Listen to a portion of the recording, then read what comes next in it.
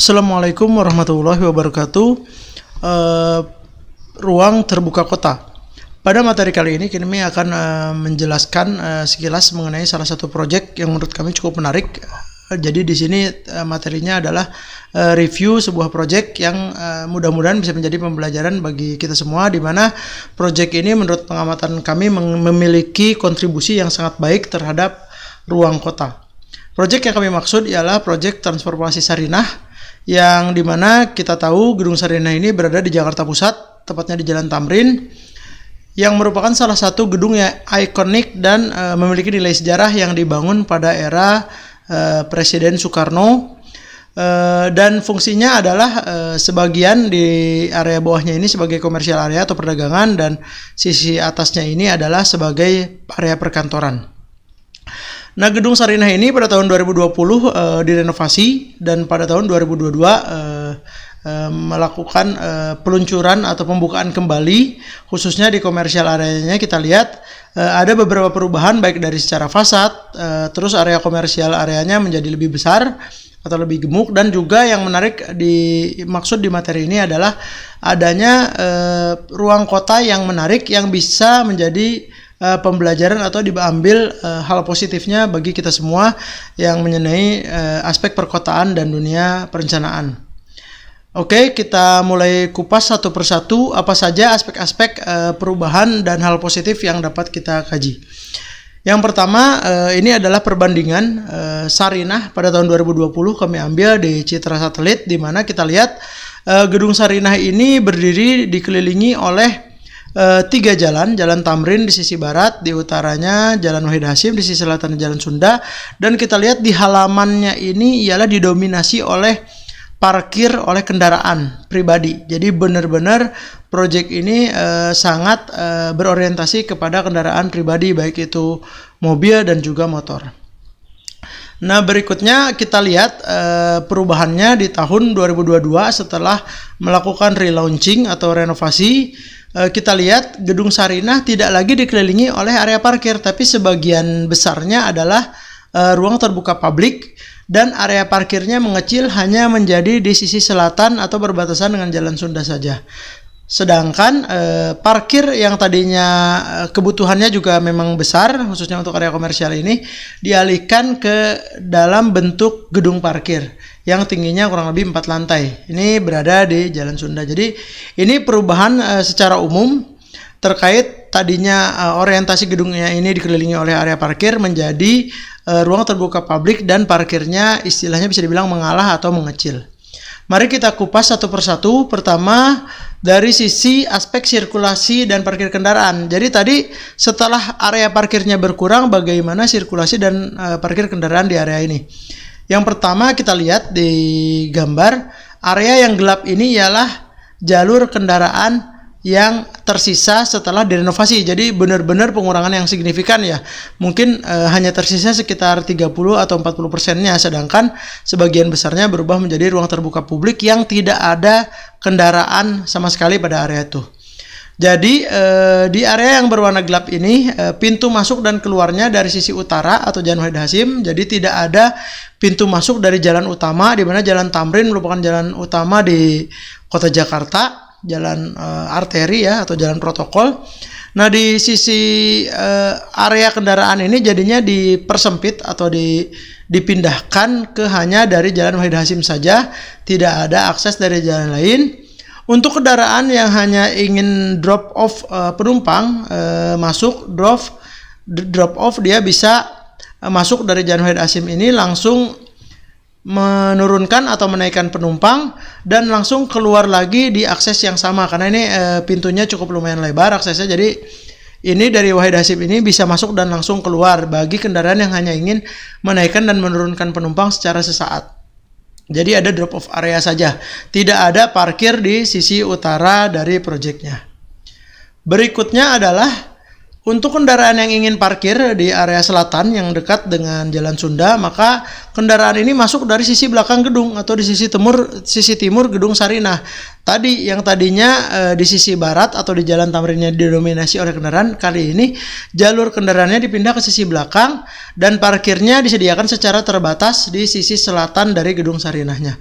Dan juga disediakan area, jadi di area parkir ini tersedia juga drop off area di sisi selatan. Jadi drop off areanya untuk naik dan turun penumpang ada sisi utara dekat Jahad Wahid Hasyim dan ke dekat Jalan Sunda. Sementara di Jalan Tamrinnya sudah bersih, tidak ada parkir dan drop off area.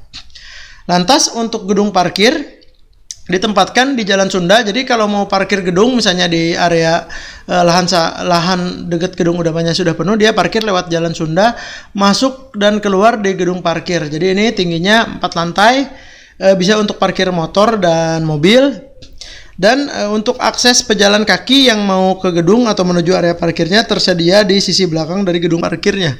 Jadi ada akses berupa tangga dan rem. Jadi untuk yang disable pun memungkinkan.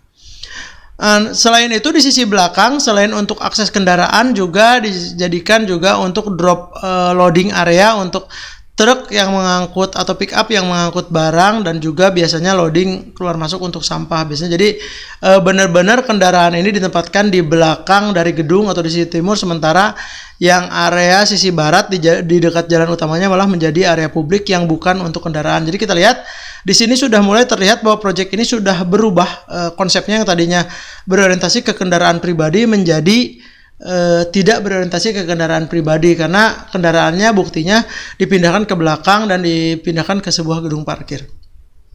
Oke, kita lanjut kepada aspek berikutnya, yaitu gedung ini bisa bertransformasi karena adanya juga dukungan dari akses transportasi umum yang ada berbagai pilihan, mulai dari adanya halte untuk bis Transjakarta. Di sini juga bisa diakses dari sisi utara dari proyeknya dengan adanya trotoar zebra cross ya. Jadi menyeberang ke Jalan Tamrin, zebra crossnya juga cukup nyaman, terus masuk ke halte Transjakarta. Jadi dengan adanya transportasi publik ini, maka pilihan-pilihan bagi orang yang ingin datang ke proyek ini tidak harus membawa kendaraan pribadi. Selain itu juga adanya halte untuk bis kota yang ada tutupan kanopinya di sisi Jalan Tamrinnya, jadi bisa pakai Transjakarta, bisa bis kota biasa. Dan juga di sisi barat atau di Jalan Tamrinnya itu ada Leibei. Leibei ini ialah sebuah cekungan yang biasanya difungsikan untuk menaikkan dan menurunkan penumpang, tapi tidak harus masuk ke area gedungnya. Jadi ini benar-benar di pinggir jalan, turun dan naik sesaat, dan biasanya juga digunakan untuk naik dan turun penumpang bagi yang menggunakan taksi. Jadi bisa pakai Transjakarta, bisa bis kota, dan juga adanya akses untuk naik turun penumpang kendaraan pribadi dari Leibei itu bisa juga untuk taksi. Jadi tersedia berbagai pilihan moda transportasi umum sehingga tidak harus menggunakan kendaraan pribadi menuju ke proyek ini. Hal positif berikutnya adalah tersedianya akses pejalan kaki yang nyaman dan menyenangkan pada proyek ini. Jadi kita lihat area pejalan kaki di sekitar ini dan banyaknya akses menuju gedung. Jadi biasanya beberapa proyek itu akses pejalan kakinya di nomor 2 kan, tapi diutamakan kendaraan. Pejalan kakinya kadang melipir gedung atau bahkan aksesnya terbatas dan banyaknya pagar gitu. Jadi sedangkan di proyek ini kita lihat di gambar, jalur pejalan kakinya cukup lebar, tidak ada pagar pembatas antara jalur pejalan kaki dengan gedungnya, malah disediakan taman. Jadi orang berjalan ngelihatnya taman, dan banyaknya vegetasi peneduh seperti kita lihat di foto yang di selatan, itu yang di bawah itu jalur pejalan kakinya benar-benar dipenuhi dengan vegetasi peneduh sehingga cukup nyaman meskipun di siang hari. Bahkan kita lihat di gambar yang di pojok kiri bawah itu ada tempat duduk outdoor, jadi bapak-bapak bisa duduk di jalur pejalan kaki itu di bawah pohon yang rindang. Jadi jalur pejalan kakinya nyaman tadi, dan akses menuju gedungnya pun banyak pilihannya. Jadi bisa dari sisi utara Jalan Wahid Hasyim, Jalan Tamrin, dan juga Jalan Sundanya. Jadi banyak pilihan bagi pejalan kaki yang mengakses ke gedung ini dengan nyaman. Berikutnya ialah tersedianya area parkir untuk sepeda. Jadi tadi dengan kendaraan pribadi yang sudah tidak menjadi prioritas, maka disediakanlah opsi untuk pengguna sepeda yang parkir di sini gitu. Jadi kebetulan juga sejak Covid itu kan sepeda ini menjadi hal yang cukup banyak penggunanya khususnya di kota-kota besar seperti Jakarta. Maka di proyek ini pun disediakan tempat parkir untuk sepeda yang tersebar di beberapa lokasi. Kita lihat di gambarnya. Jadi kendaraan atau sepeda itu bisa diparkir dengan nyaman, bisa dikunci, dan juga adanya peneduh berupa vegetasi di atasnya gitu. Jadi ini sebagai bentuk dukungan proyek ini terhadap pengguna sepeda, dan begitupun menjadi pilihan tidak harus menggunakan kendaraan pribadi tadi. Berikutnya ialah adanya di berbagai lokasi itu berbagai akses juga untuk rem bagi orang-orang yang memiliki keterbatasan atau bagi difabel. Jadi kita lihat di project ini di beberapa sudut, di beberapa sisi ada rem difabel yang cukup lebar dan sangat landai, jadi cukup nyaman, pastinya sesuai dengan standar untuk kemudahan pengguna kursi roda ini, dan juga mungkin orang tua ya biasanya yang kakinya sudah tidak terlalu kuat untuk naik tangga bisa pakai rem ini, dan juga dilengkapi dengan railing atau handrail yang cukup nyaman gitu. Jadi landai, lebar, dan banyak tersedia di berbagai lokasi. Jadi ini juga menjadi hal positif di mana proyek ini benar-benar berkontribusi juga untuk pengguna kursi roda atau yang difabel tadi. Berikutnya ialah pada proyek ini tersebar area duduk atau sitting outdoor. Jadi kawasan ini yang tadinya dipenuhi oleh parkir atau untuk kendaraan berubah menjadi ruang terbuka publik yang menyediakan banyak ruang duduk outdoor. Jadi tidak harus kita masuk ke gedung atau berbelanja atau beraktivitas gedungnya, tapi di luar pun siapapun boleh mengakses, boleh duduk, tersedia tempat duduk dengan berbagai pilihan yang cukup nyaman, berkumpul baik sendirian atau ramai-ramai, berkelompok, dan juga dilengkapi dengan peneduh tadi ada. Jadi biasanya ruang duduknya ada peneduh di atas, jadi cukup nyaman. Meskipun di siang hari ini pun kami mengambil gambar sekitar jam 2-an, beberapa orang juga masih bisa menikmati duduk di area terbuka ini. Berikutnya ialah tersedianya berbagai area hijau tadi, parkirnya yang tadinya hanya perkerasan saja menjadi ruang terbuka hijau dengan berbagai pilihan ya. Taman-tamannya ada yang rumput, ada yang berupa semak, ada juga tentunya vegetasi peneduh, pohon-pohon besar. Ini pun kami ambil gambar lagi panas terik dan memang rumputnya kurang hijau ya. Jadi kita bisa membayangkan kalau lagi musim penghujan dan sering disiram ini pasti rumputnya akan menjadi hijau dan lebih menyenangkan gitu. Jadi ini area hijaunya cuma pilihannya cukup banyak dan luas, jadi sangat menyenangkan ya. Jadi seperti kita jalan-jalan di sebuah taman gitu, padahal ini di tengah kota dan di area komersial gitu, di pusat bisnis.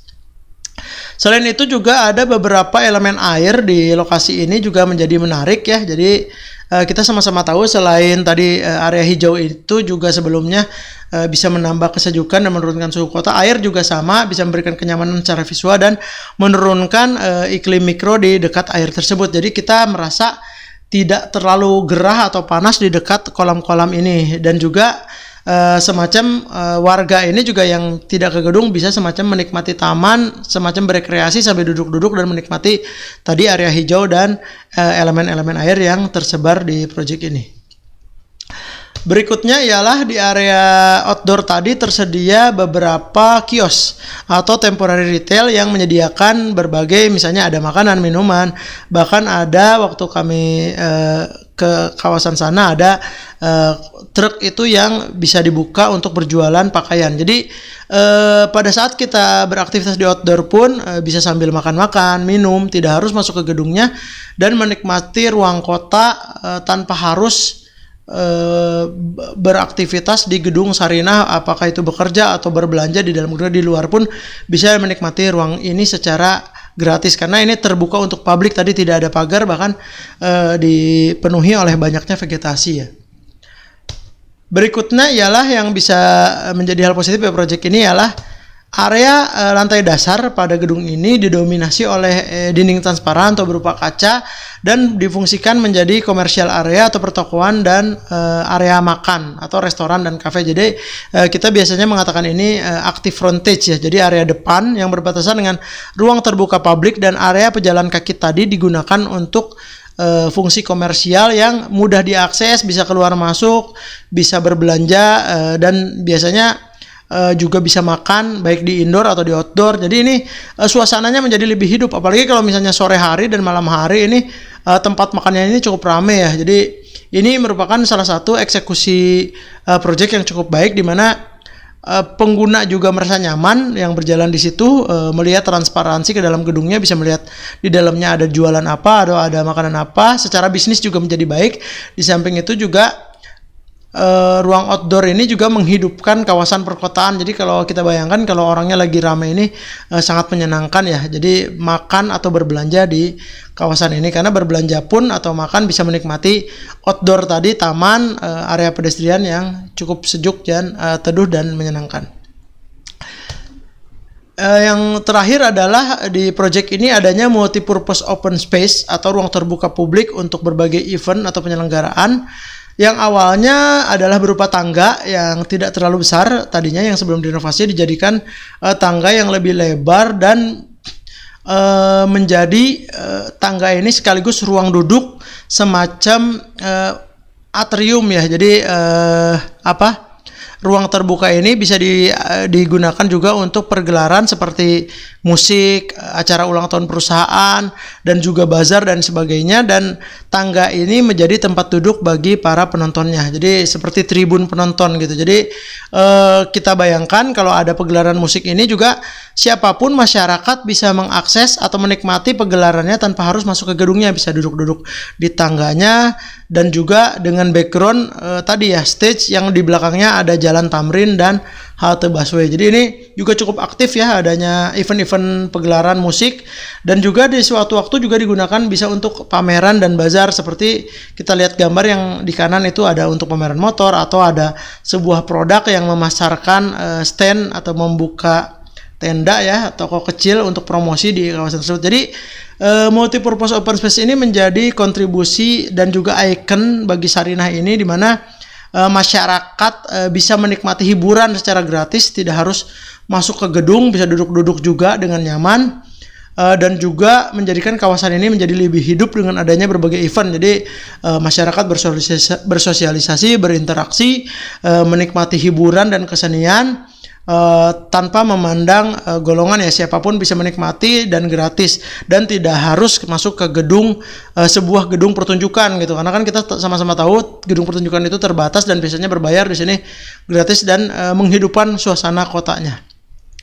Biasanya memang pegelaran musiknya tuh sore atau malam hari gitu. Jadi itulah kalau kita secara simpulkan bagaimana kontribusi proyek Sarinah ini terhadap ruang terbuka kota, mulai dari pilihan untuk moda transportasi umum atau transportasi massal, kenyamanan bagi pejalan kaki yang cukup teduh dengan berbagai pilihan akses tanpa adanya pagar, terus adanya parkir untuk pesepeda, adanya ruang-ruang outdoor yang cukup beragam, terus rem untuk difabel yang banyak bisa diakses dari berbagai sisi.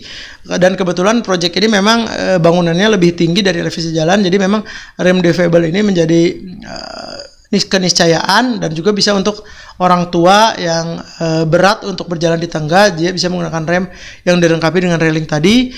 Adanya kios-kios untuk yang menjual makanan, minuman bagi yang menggunakan ruang terbuka kota ini. Terus adanya tempat duduk juga, banyak pilihannya yang untuk yang belanja atau yang sekedar duduk-duduk saja. Terus adanya elemen air yang menyejukkan kawasan, dan juga taman-taman, pohon peneduh dan sebagainya. Terus adanya juga outdoor multipurpose open space yang outdoor untuk pegelaran musik, aktivitas kemasyarakatan, bazar dan lain sebagainya. Dan juga active frontage yang banyak digunakan untuk berbelanja dan makan-makan di area outdoor dari gedung itu, dan juga tentunya di indoornya.